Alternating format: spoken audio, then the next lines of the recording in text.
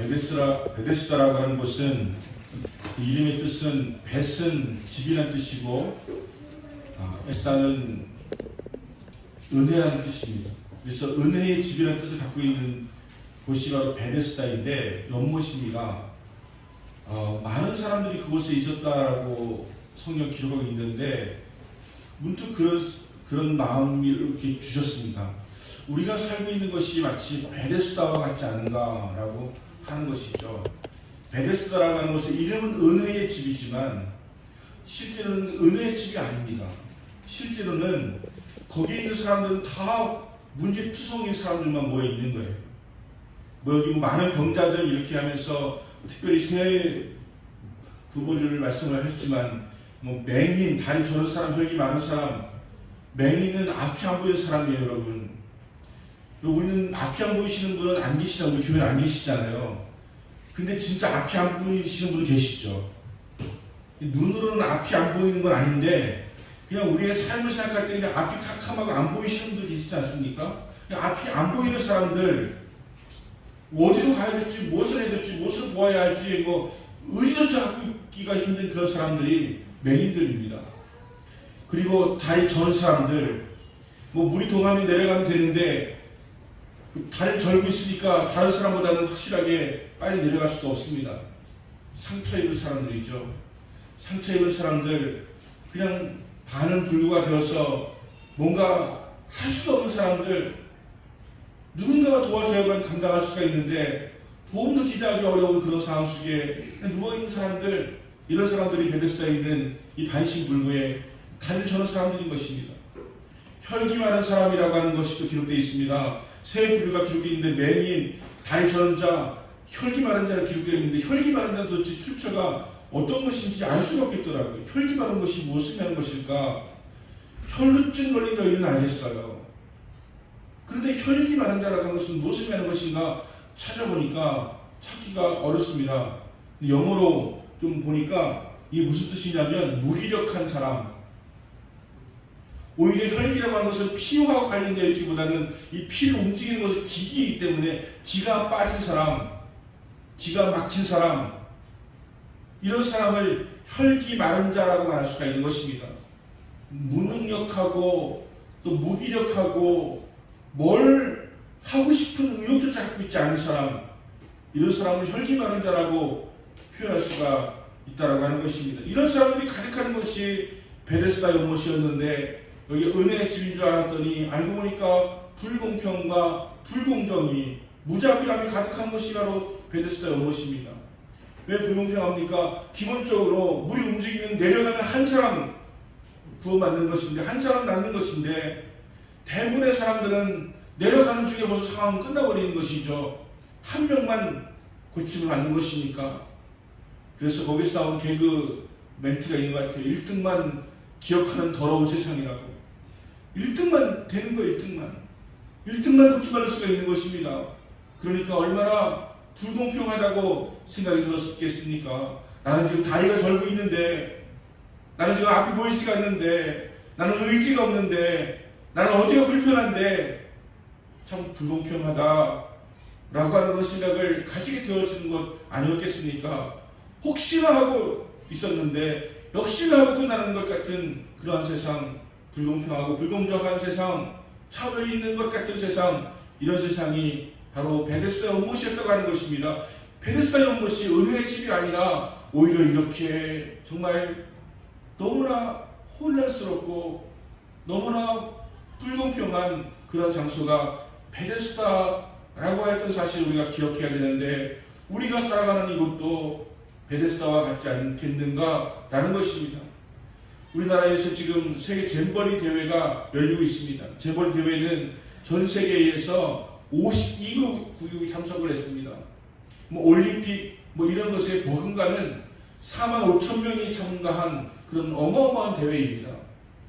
5년 전에 유치가 되어가지고 지금 잼버리 대회를 하고 있는데 난리가 났습니다. 잼버리가 있는 곳이 새만금을 이게 매운 곳인데 매운 곳에 있다 보니까 그늘이 없어요.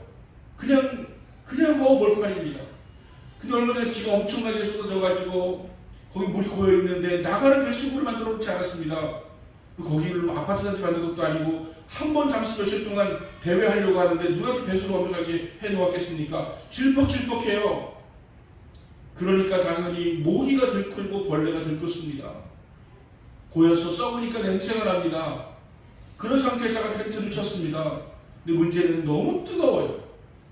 도대체가 정신이 있는 것인지 없는 것인지 8월 초술이 가장 뜨겁다는 거 뻔히 알면서 그 허허벌판에다가 텐트를 치고 그런 야영을 하게 하는 것도 이해가 되지 않지만 거기에 있는 사람들은 지금 아수라장이지 않습니까? 하루 2,000명씩 와서 열사병 치료를 받는다고 하는데 얼마나 안타깝겠습니까? 화장실은 더럽고 모기는 들끓고 텐트는 뜨겁고 그리고 보이스카우트, 걸스카우트 정신에 의하면 전기를 안 쓰는 것이 그 정신이랍니다. 에어컨 없답니다. 본부라든가 이런 곳에는 에어컨 있지만 대부분 에어컨이 없는 곳에서 그냥 살아가는 거예요. 거친 것을 경험하는 것은 필요한 것이지만 생명의 위협까지 느끼면서 하는 것은 어려운 것이죠.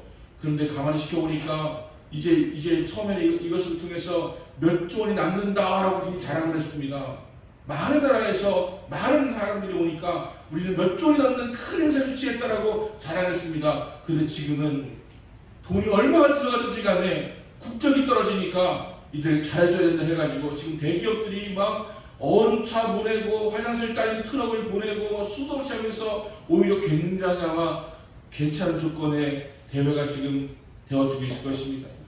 거기에 GS25시 10%씩 올려서 받았는데 지금은 깎아줄 뿐만이 아니라 하루에 몇만 통씩의 물을 제공하고 있는 그런 식으로 바뀌어버렸습니다. 왜냐하면 이제는 물건을 팔아서 남기는 것 중요한 것이 아니고 대한민국의 국격이 전 세계에 안 좋게 소문나게 되기 때문에 그런 것이죠. 베데스다입니다. 엉망진창인 것처럼 보이고 혼란스럽고 그렇습니다. 게다가 영국은 4,500명을 파송했는데 빼서 서울에 있는 호텔로 옮긴답니다. 미국은 1,500명 참석했는데 평택에 있는 미군 기지로 옮긴답니다. 싱가포르도 빼서 호텔로 옮긴답니다. 여러분 나머지 나라들은 왜 안 옮길까요? 그 나라들은 돈이 많잖아요. 그 나라는 선진국이지 않습니까? 호텔 4,500명이 며칠 동안 모두 생각해보세요. 아무리 적게 잡아도 10만원씩만 잡아도 몇십억, 40억, 450억 들어가는 거 아니겠습니까? 그런 돈이 있으니까 그렇게 옮길 수 있는 것이에요. 여러분 다른 나라들은 어쩌면 불공평함을 느낄지 모르겠습니다. 어쩌면 여기서도 차별을 느낄 수 있지 않을지 모르겠습니다. 우린 가난해가지고 비행기표 끊어놓은 것 때까지 기다려서 무조건 여기 있을 수밖에 없는데 어느 나라는 호텔에 가서 있고 평택 기지에 가서 있고 어느 나라는 뭐 사차 가서 있고 이렇게 하는 걸 생각이 들어질 때 거기에 있는 사람들은 또한 역시 고통도 있고 혼란도 있고 불공평을 느끼면서 있는 사람들 아니겠는가라는 생각을 하게 되면서 거기도 베데스다구나 하는 생각을 하게 되어진 것이죠. 우리도 베데스다입니다. 우리도 앞이 캄캄해요. 우리도 뭔가 상처가 깊어요. 그리고 의욕이 없어요.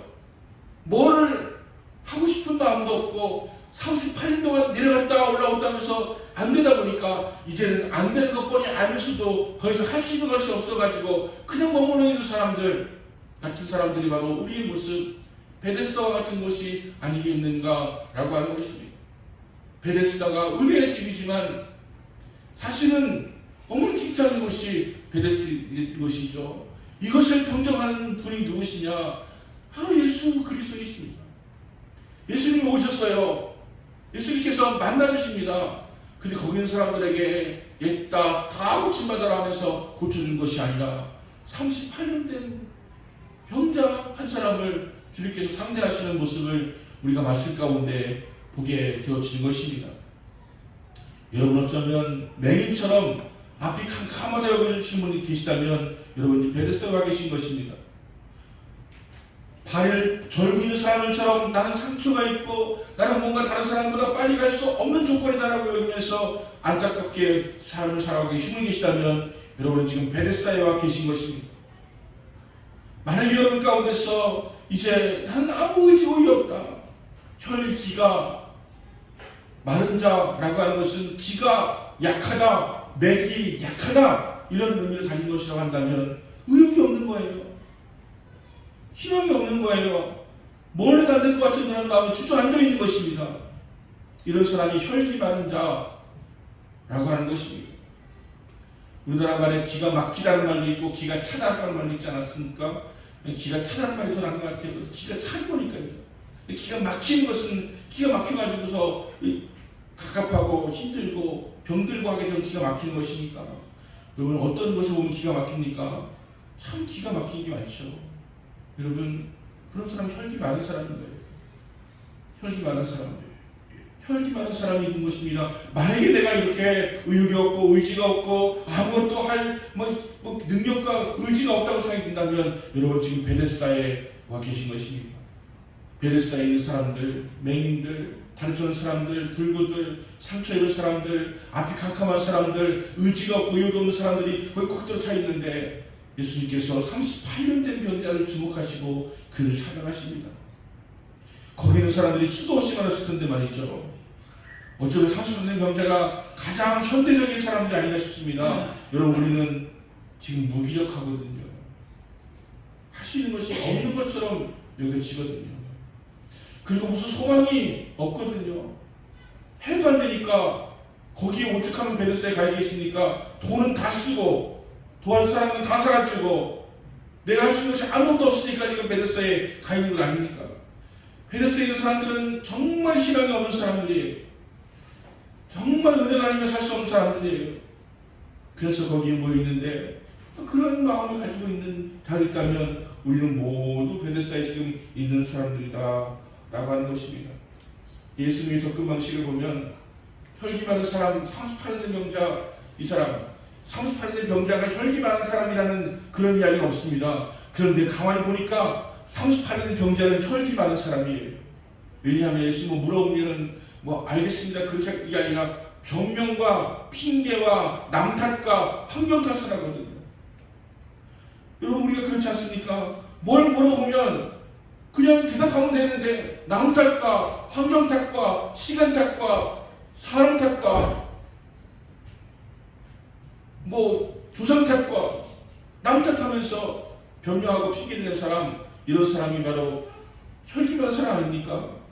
혈기 많은 사람을 혈에 집중을 하면 이게 안 풀리는데 보니까 혈기는 피가 아니고 피를 돌게 하는 건 기거든요. 기가 피를 돌게 하는 것인데 혈기가 많았다고 하는 것은 지금 의지가 의욕이 무기력이 있다고 하는 것을 의미하는 것이니까 이렇게 맨날 입만 열었다면 불평이 나오고 입만 열었다면 남 탓하고 입만 열었다면 나라 탓하고 입만 열었다면 환경 탓하고 하는 것은 혈기 많은 류에 속하는 것이구나.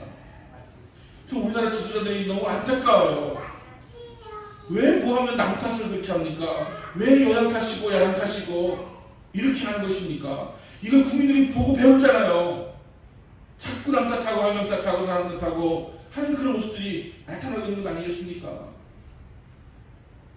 그래도 우리는 저력이 있어가지고 어른이 다치니까 이걸 저런 일복을 바꾸는 그런 것이 강한 것 같아요. 저는 잼버리 대회가 많은 이상적인 일들을 남길 거라고 하는 그런 마음이 들더라고요. 지금 온 나라가 불평 불만하고 욕하면서도 그거 집중하고 있잖아요. 돈 내미는 게 중요한 게 아닌 거예요. 여러분 우리나라에서 가장 환경 좋고 풍경 좋고 시원한 산사들이요. 조개 종종 128개의 그런 어떤 사찰이요. 다 물 개방해가지고요. 누구한테 여기서 야영터도 괜찮고 여기서 묵어도 괜찮고 여기 살아도 괜찮다라고 열어놨습니다. 교회들이요. 여의도 순복음교회가 물을 100만 통을 기증을 했고요. 주년 시정 이렇게 해서 교회들이 나서고 있습니다. 기업들이 나서고 있습니다. 여러분 이런 것들로 인해서 처음에는 좀 별로였는데 나중에 보니까 대단하다라고 여길 수 있는 것이 될 수도 있습니다. 여러분 하나님은 우리의 절망적인 상황을 희망적인 상황으로 바꿀 수 있는 분이라고 말씀하시는 거예요. 우리가 늘 불평하고 원망하지만 하나님은 그것을 바꿀 수 있는 분이라고 우리에게 말씀하시고 있는 것입니다. 그래서 예수님께서 38년 된 병자를 보시고 그에게 다가가셨습니다. 병자를 향하여서 예수님께서 물으십니다. 네가 낫고자 하느냐? 여러분 참 뻔한 질문 아닙니까? 당연한 거 아닙니까? 낫고자 하는 여유가 있는 거 아닙니까? 그 누구보다도 낫기를 원하면서 있는 사람 아닙니까? 그런데 주님께서 네가 낫고자 하느냐라고 물으십니다. 여러분, 그럼 뭐라고 대답해야 돼요? 네! 낫고자 합니다. 네! 고쳐주세요! 라고 하면 되는 거 아닙니까? 그런데 병자가 대답하되 주여, 우리 움직일 때에 나를 못에 넣어주는 사람이 없어서 내가 가는 동안에 다른 사람이 먼저 내려가나이다. 이 30년 된 병자는 지금 모르고 있는 것이 너무 많아요. 자기 자신이 너무 상처가 깊고 너무 오랜 동안에 절망 가운데 있다 보니까 말은 많아지고 변명이 많아지고 불평이 많아지고 한 자기 자신의 그런 연약함도 있지만 더 중요한 것은 무엇입니까? 지금 문돈이가 누구신지, 지금 다른 사람이 나를 데려가지 않아가지고 내가 내려가려고 하면 다른 사람이 먼저 다 내려가나이다 라고 하는 말이 필요가 없는 것이죠. 왜냐하면 그분은 예수님이시니까. 예수님께서 나에게 물으시는데 내가 이런저런 핑계대고 변명하고 뭐 얘기할 필요가 뭐가 있습니까? 내 낫기를 원합니다. 주님이 고쳐주세요 라고 하면 되는 거 아니겠습니까? 근데 이 사람은 출근하지 못하고 있기 때문에 온갖 변명을 하고 있는 것입니다. 여러분, 혹시 우리가 지금 그렇지 않습니까? 너 잘 살고 싶으냐? 너 예수 잘 믿고 싶으냐? 너 행복하고 싶으냐? 너 낫고자 하느냐? 라고 물으면 네, 그렇습니다, 주님. 주님은 전능하신 분이시고 주님은 모든 것을 할 수 있는 분이시니까 주님 앞에서는 다른 말이 필요가 없는 것이죠. 그렇습니다, 주님 하면 끝까지 끝날 텐데 주님, 제가 지금 가진 자본이 없어요. 제가 선천적으로 몸이 안 좋아요. 제가 여러 가지 환경이 안 좋아요. 나는 괜찮은데 우리 가족들이 나를 도와주질 않네요. 요즘 환경이 너무 불우호적이에요 라고 변명하면서 들어오지 않습니까? 여러분, 주님에게 그런 변명이 필요가 없습니다. 주님께서는 고치고자 하시면 고치시는 분이시고 우리를 행복하게 하고자 하시면 행복하게 하실 수 있는 분이시고 우리의 문제를 해결할 수 있는 분이신데 그분 앞에서 온갖 변명 핑계 들어가면서 안 됩니다, 안 됩니다 라고 하는 것이 필요 없는 것인데 이 상판 경제는 지금 너무나 오랫동안 지긋지긋하게 실패를 경험하다 보니까 사람에게 치고 환경에 치고 돈 다 날려버리고 하다 보니까 변명과 원망만 늘어가지고 늘어놓고 있는 거예요. 이 주님 앞에서 우리가 어떤 자세를 취해야 되는 것이겠습니까? 주님께서 낫고자 하느냐라고 물으신 것은 내 마음 가운데 확실히 낫고자 하는 의지가 있느냐라고 물어보시는 거예요. 여러분, 의지가 어느 순간에 사라져버립니다. 의지가 있었어요. 그런데 해보려고 해보고 이것도 해보고 저것도 해보고 이것도 의지고 저것도 의지해봤는데 안 되니까 그것이 사라져버리고 누가 해주면 하는 것이고 어떻게 환경이 열리면 하는 것이고 그런 마음으로 바뀌어가지고 무기력한 상태에 있는 사람들, 이런 모습도 우리에게 있지 않는가 점검해 봐야 됩니다. 의지가 있는 줄 알았는데 사실 의지가 없어요. 잘 되길 원하는 마음이 있는 줄 알았는데 있었는데 있긴 있는데 강력하지 않아요. 누가 해줘야 돼요. 천지가 계획이 돼야 돼요.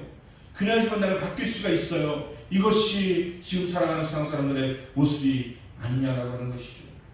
예수님께 낫고자 원하느냐 묻습니다. 이 사람은 변명과 핑계와 원망으로 가득하게 내어놓습니다. 그런데 예수님께서 말씀하십니다. 여러분, 예수님 말씀은 사람들의 변명, 원망 다 들어주고 그렇지, 그렇고 말고 아무렴 이렇게 하시지 않습니다. 예수의 대화를 다 보세요. 주님은 핵심적으로 말씀하시죠. 내 자리를 들고 일어나 걸어가라 말씀하십니다. 내 자리를 들고 일어나 걸어가라. 다른 말씀이 필요하지 않으세요? 내 자리를 들고 일어나 걸어가라 라고 말씀하고 있는 것입니다. 여러분, 여기에서 우리에게 주시는 주님 말씀이 있습니다. 여러분, 38년 병자 한 사람만 고쳤어요. 주님, 그것도 불공평한 거 아닙니까? 거기 사람들이 무슨 다른 조건이 있어요? 다른 사람 왜 안 고쳐주시고 그 사람 하나만 고쳐주십니까? 라고 우리가 반문할 수 있지만 주님께서는 우리에게 이렇게 말씀하는 것이죠. 내가 온 것은 병을 고치는 것이 아니다. 내가 온 것은 내가 누구인지를 너희들이 알게 되어지고 나를 믿으면 병을 고칠 뿐만이 아니라 네가 구원받을 수 있는 자가 되어지기 때문에 내가 이 땅에 온 것은 병 고치는 것이 아니다. 여러분, 그걸 아십니까? 여러분, 주님 오신 것은 병 고치러 오신 게 아니에요. 주님 오신 건 여러분 부자 만들어 주려고 오신 게 아니에요. 주님 오신 것은 여러분을 편안하게 문제를 해결해 주려고 오신 게 아니에요. 그러면 병 고치신 건 뭐예요? 문제 해결해 주신 건 뭐예요? 소원을 주신 건 뭐예요? 그 말씀을 듣고 예수님이 하나님의 아들이시구나라고 믿는다면 너희들도 그와 같은 은혜를 받을 것이며 너희들은 구원의 은혜가 있을 것이다 라고 말씀하는 거예요. 거기 있는 많은 사람들이 예수님 행하신 것을 보았습니다. 나도 고쳐주세요 라고 하는 사람이 있었겠죠. 하지만 예수님께서 그 병자를 고치시면서 그래 주시는 메시지는 확실합니다. 너희들도 이와 같이 하면 된다는 거예요. 네가 낫고자 하느냐라고 하는 그 질문을 그 한 사람 던졌지만 다른 모든 사람들에게, 여기 있는 우리들에게 말씀하시고 있는 거예요. 네가 낫고자 하느냐, 네가 잘 되기를 원하느냐, 네가 건강하게 살기를 원하느냐, 네가 바르게 살기를 원하느냐 질문하고 계시는 거예요. 성령의 임을 한 사람에게 한 것이지만 사실 우리 모두에게 지금 하고 있는 것입니다. 받을 수 있는 사람들 모두에게 하고 있는 것입니다. 내가 낫고자 하느냐, 의지가 있느냐 라고 묻고 계시는 거예요. 그리고 내 자리를 들고 일어나 걸어가라. 여기에 대해서도 제가 설교할 게 너무 많습니다. 여러분, 내 자리를 들고 라고 하는 것은 일하는 거거든요. 일하는 거. 병을 고치는 것은 안식일법에 위배가 되지 않습니다. 왜냐하면 생명에 관련된 것이니까 가능한 것입니다. 하지만 자리를 드는 것은 일이기 때문에 안 되는 거예요. 우리의 생각에는 고정관념이라고 하는 것이 있어요. 이것은 안 되는 것이다 라고 하는 것에 꽉 들어박혀 있는 것이 있습니다. 나는 할 수가 없다라고 하는 이 고정관념이 있기 때문에 안 되는 것입니다. 주님께서 내 자리를 들어라 라고 말씀하시는 거죠. 안식일인데, 수많은 사람들 비난이 있을 것인데, 안식을 위배했다고 많은 사람들이 공격이 있을 것인데, 예수님께서 그에게 자리를 들고라고 말씀을 하시는 거예요. 아니나 다를까 그 뒤에 자리를 든 것 때문에 굉장한 파동이 벌어집니다. 많은 바리새인들이 어찌 안식일에 자리를 들 수가 있느냐라고 묻고 있는 것이죠. 여러분, 이런 일이 닥쳤습니다. 여러분, 무엇이 두려우세요? 다른 사람들의 평판, 다른 사람들의 판단, 다른 사람들의 꾸중, 다른 사람들의 비판, 이것이 두려워가지고 아직도 주저앉아가지고 아무것도 하지 못하는 사람들 있지 않습니까? 주님께서 그것을 깨라고 말씀하시는 거예요. 다른 사람들의 비난, 평판 깨라고 말씀하시는 거예요. 이제는 내 자리를 드러나라고 말씀하시는 거예요. 주님의 말씀 앞에 온전히 순종하라고 말씀하시는 거예요. 주님의 말씀, 안식일을 만드신 그 주님께서 지금 말씀하십니다. 자리를 들어라 말씀하시는 거예요. 여러분, 알게 모르게 세상과 사회와 사람과 환경과 물질과 사람 때문에, 그것이 나를 어떻게 볼 것인가는 평판 때문에 내가 주님 앞에 마땅히 해야 할 것을 하지 못하고 살아가고 있는 모습이 있다고 한다면 그것을 깨라고, 그것을 넘어서서 주님 말씀에 순종하라고 오늘 우리에게 말씀하고 있는 것입니다. 여러분, 이렇게 막혀있으면 여러분 마치 씨가 신겨져가지고서 자갈 때문에 못 자라는 것처럼, 가시덤 때문에 못 자라는 것처럼 그렇게 막혀있으면 우리는 더 자랄 수가 없고 열매를 맺을 수가 없는 것입니다. 여러분, 깨트리셔야 돼요. 고정관념을 깨트리셔야 돼요. 율법보다 승한 것이 주님의 은혜인 것을, 말씀인 것을 알면서 깨트리셔야 돼요. 내가 이제까지 살아왔으니까 나는 이렇게 살아갈 거야 라고 하는 것을 깨트리셔야 됩니다. 그 고정관념을 깨트려야지만 고침을 받을 수가 있게 되는 것입니다. 고정관념이 있는 건 많으시죠. 내 자리를 들고 라고 하는 거, 안식일인데 어떻게 잘 됩니까? 이렇게 자꾸 율법적으로 지식적으로 따지고 들어가면 우리는 막혀버리는 거예요. 이게 기가 막히는 거죠. 혈이 막히는 거죠. 혈기가 막히는 거죠. 그리고 내 자리를 들고 일어나서 걸어가라. 여러분, 무기력한 사람들의 특징은요, 자꾸 땅에 붙어요.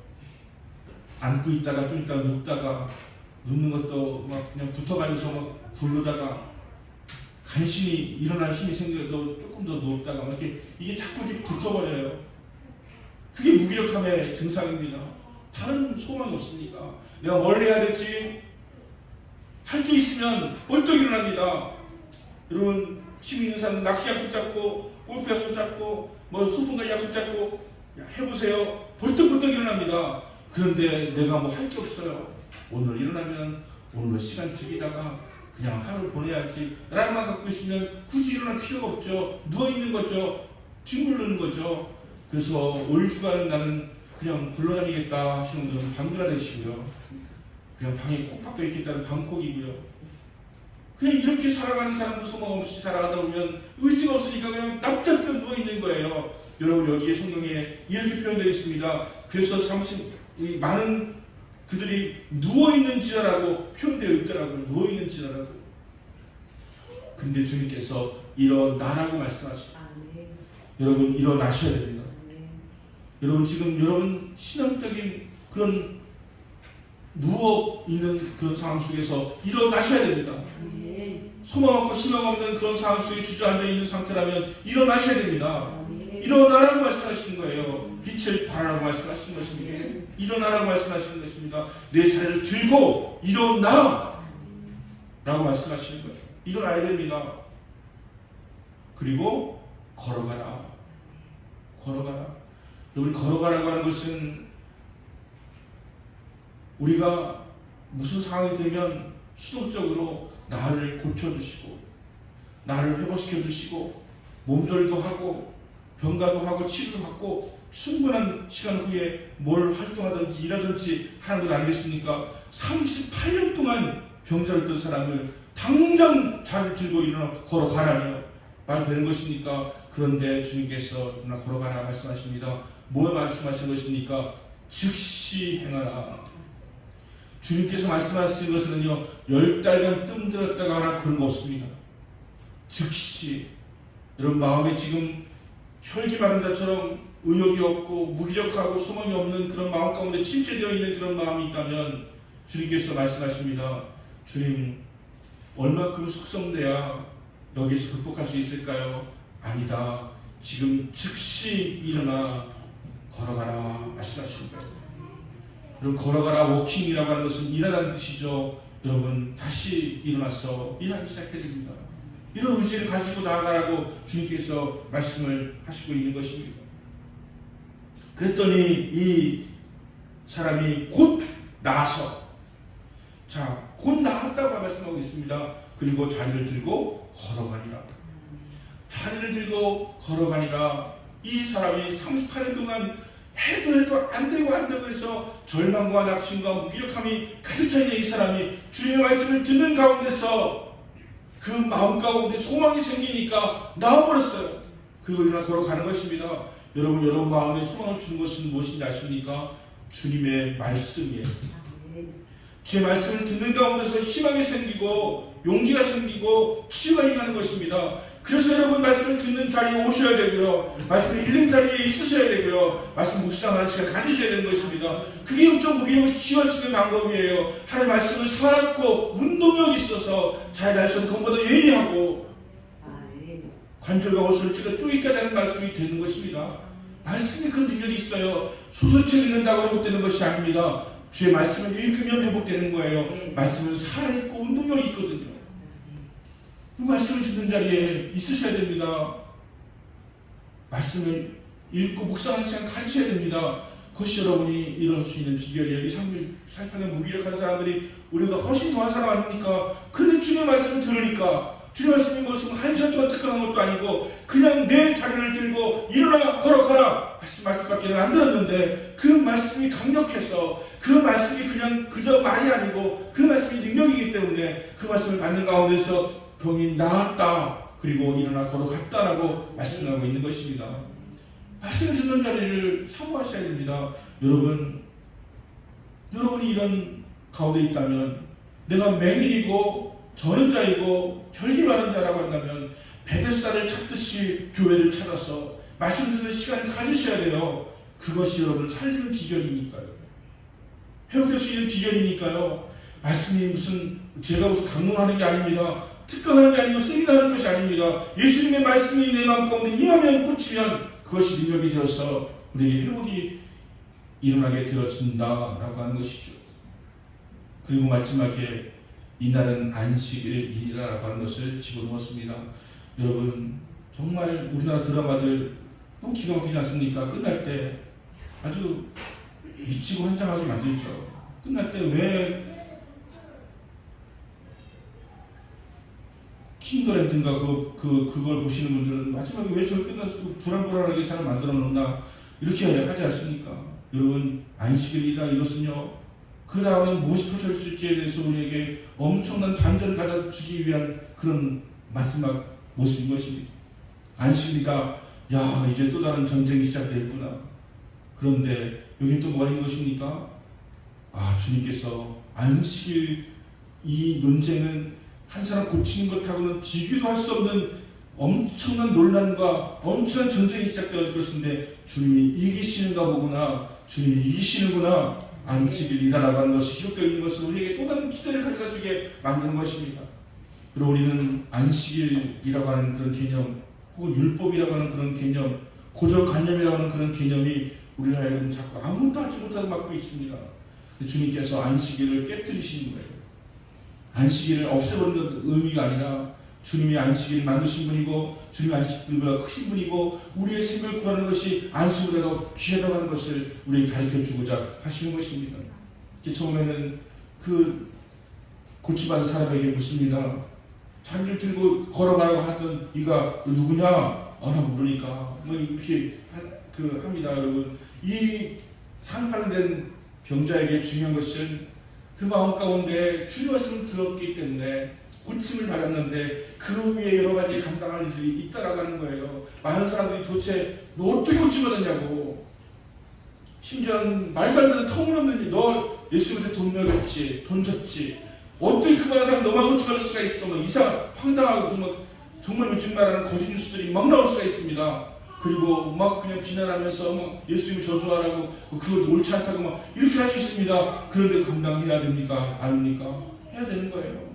여러분, 예수 믿고 나서 은혜 받았는데 많은 사람이 축하해 줄 것 같죠? 아닙니다. 여러분, 자꾸 비난하고 자꾸 비판하고 자꾸 부정적인 얘기하고, 야 그 목사님이 그렇게 설교를 해가면서 네가 뭐가 문제 해결되고 고침받았다고 자랑하냐? 그 목사님 그거 말고 잘못된 것도 엄청 많아 하면서 막 이렇게 이야기해가지고, 신천지에서 가르치는 것은 목사는 늑대다, 목사는 일이다, 목사는 뭐 하여튼간 양들을 갖다가 다 먹으려고 하는 뭐 그런 뭐 존재다라고 하는 것을 자꾸 갖기다 보니까 거기 갔다 온 사람들은 그냥 우리 목사님 난 절대 배신하지 않을 거야 라고 앉아있는데 자꾸 그 들은 게 있어가지고서 목사님 결국은 늑대지, 일이지, 짐승이지, 이거 뭐 갖고 보니까 은혜가 안 돼가지고 떠나가고 나니까 교회를 찢어놓고 하고 막 이렇게 되어진 거 아니겠습니까? 여러분, 이 병자는 감당을 해냈습니다. 여러분, 세상의 비난과 세상의 비판 때문에 요즘 교회 갔다가 매주 가는 사람이 어디 있냐고, 요즘 교회 갔다가 11주 되던 사람이 어디 있냐고, 야 지금도 교회를 다니냐, 이런 사람 이런 얘기 들으면서 사회적 평판, 사회적 비난, 그리고 분위기 이런 거 젖어가지고 밥 먹을 때 기도도 못하고 기도의 시간이 점점 짧아들어가지고 요즘에 0.5초 만에 끝내면서 기도하는 사람이 있더라고요. 제 주변에 있어요. 0.5초면 기도 끝나는 사람. 왜 그렇습니까? 사람 의식하고. 저는 기도하려고 고개를 숙였더니 병장이 내 머리통을 치면서 자식 기도를 농부한테 하는 거지 주님한테 하는 거라고 하면서 막 이렇게 팬 적이 있었거든요. 그러거나 말거나 그냥 기도하잖아요. 여러분, 이 병자에게 중요한 것은 거기에 있는 것이죠. 그 뒤에 벌어진 안식일 논쟁의 주인이 되어가지고 거기에서 많은 비난도 받고 많은 질문도 받고 많은 의심을 얻지만 이 사람을 감당해내는 것입니다. 여러분, 주님의 은혜를 경험했는데 그 뒤에 흑폭풍을 감당하지 못하겠다고 그냥 쪼그라들고 움츠러들고 수동적이 되어가지고 교회 나가는 거 사람 눈치를 보고 가는 눈치를 보고 상황과 환경에 따라서 바뀌어지는 그런 모습을 가져서는 안 된다고 하는 거예요. 은혜를 받았으면 은혜 받은 자처럼 살아야죠. 여러분, 주님의 은혜가 있지 않았습니까? 주님의 크신 은혜를 경험하지 않았습니까? 주님을 떠나서는 안 되고 사람들의 평판 때문에 주님을 떠나서는 안 되는 것입니다. 여러분, 주님을 끝까지, 주님을 여러분을 위해서 죽기까지 하셨는데 여러분 주님을 위해서 어디까지 하실 수 있습니까? 남는 거, 남는 시간, 남는 물질, 남는 열정, 이 정도는 누구든지 줄 수 있는 거 아닙니까? 주님을 위해서 남는 것이 아니라 먼저 최고의 것으로 열정을 드리고 나갈 수 있는 그런 마음을 가지는 것, 이것이 오늘 안식일 논쟁을 벌이게 되어지는 이 상편 경제해 주시는 주님의 말씀인 것입니다. 우리는 지금 베데스다에 살고 있습니다. 제가 베데스다라고 하는 곳에 대해서 이 마음을 가지고 설교 준비하게 되어진 것은 사실은 어디 보니까 뉴욕 맨하탄에 센트럴 파크라고 하는 공원이 있는데 거기가 120만 평이더라고요.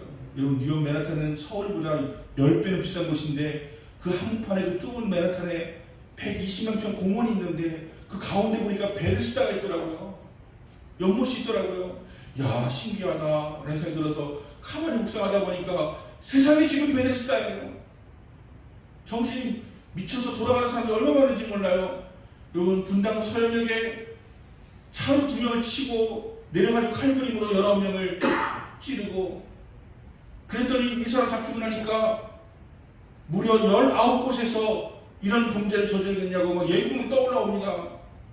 여러분, 지금 세상에 미쳐 돌아가는 사람이 얼마나 많은지 몰라요. 잼버리 되어 있는 사람들도 지금 아마 미쳐 돌아갈 거예요. 너무 뜨거운데, 이 뜨거운 날에 에어컨 없는 방에서 사는 것도 힘든데 텐트에서 살려고 생각하면 얼마나 힘들겠습니까? 그냥 엄마 아빠들이 가만히 있겠습니까? 돈 있는 영국 사람, 미국 사람은 빼고, 그래서 호텔로 가고, 한국 사람들은 어려움을 겪을 수밖에 없는데 이제는 막 좀 풀리겠지만, 오늘 열리기로 했던 이 아이돌 콘서트도 취소가 돼가지고 지금 이것 때문에 다 왔을 텐데, 제 좋은 환경 속에 살려고 막 취소된 것이겠지만, 여러분, 이걸 보면서 완전 베데스다구나, 은혜의 짐을 갈고 살아가고 있는데 사실은 완전 혼란과 어지러움이 있는 그런 세상이 지금 세상이구나. 여기에서 주님이 오시면 이게 평정이 되겠구나.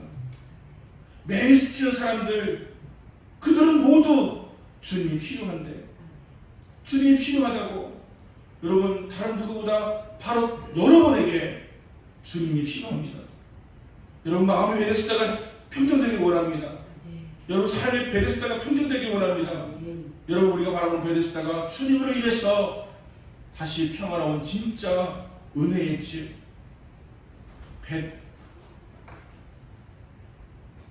집이라고 하는 뜻을 갖고 있는 이곳이 정말 은혜의 집이 될 수 있는 것이 될 수 있도록 지금 내 자리를 들고 일어나서 걸어가라.